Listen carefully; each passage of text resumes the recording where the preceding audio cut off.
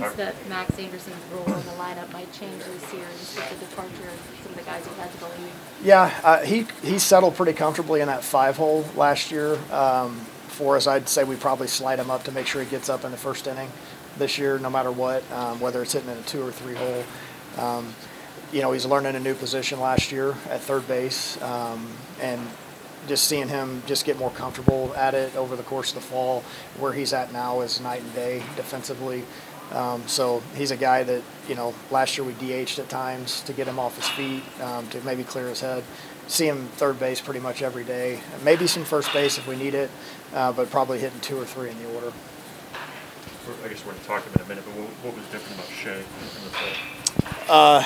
I would say certainly less self-inflicted, deal with walks and hit by pitches that, if you give up a hit, maybe it turns into a crooked number.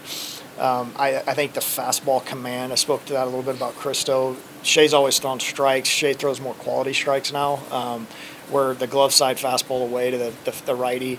I mean, he can throw that pitch and then throw the 2 sliders off of that. That is a tough combination, and now he's got a changeup. So the changeup to lefts is a kind of a neutralizer there. So he's just another year more mature. Getting him back to school as a 4th-year guy has been huge, and he's really turned himself into a pitcher. Will, day one, what are the emotions, and what do you guys try to get accomplished? The emotions are we're excited to get better today, and we're just trying to. Again, I sound like a broken record at times, but I'm literally just focused on winning today, and that's what our team. That's the point we're trying to get to. Is where we're as excited about this day as we are, day number 11 of practice when we're all ready to go play somebody else. So, just excited to get going. You guys trying to go outside? We were going to go outside. We're going to go outside tomorrow. Sure. Yep. Your expectations are high for this season. You guys won a championship last season, and you're ranked in several preseason polls. How are you guys handling the expectations, and what is your message to your team? Get better today.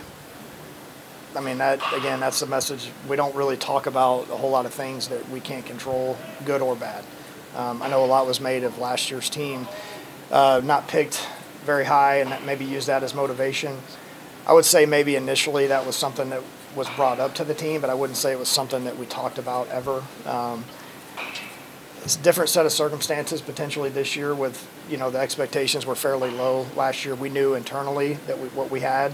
This year, some national rankings, those type of things. It's like you're never as good as you think you are. You're never as bad as you think you are. So we got to be in the middle all the time and just be as good as we possibly can on today and tomorrow, and then do it again the next day. And then again, you find yourself in some big games. You don't try to rise to the occasion if that's the case. So just try to block out the outside noise by having your blinders on and working hard in the moment. I know it, again, easier said than done, but the good teams, the great teams can do it.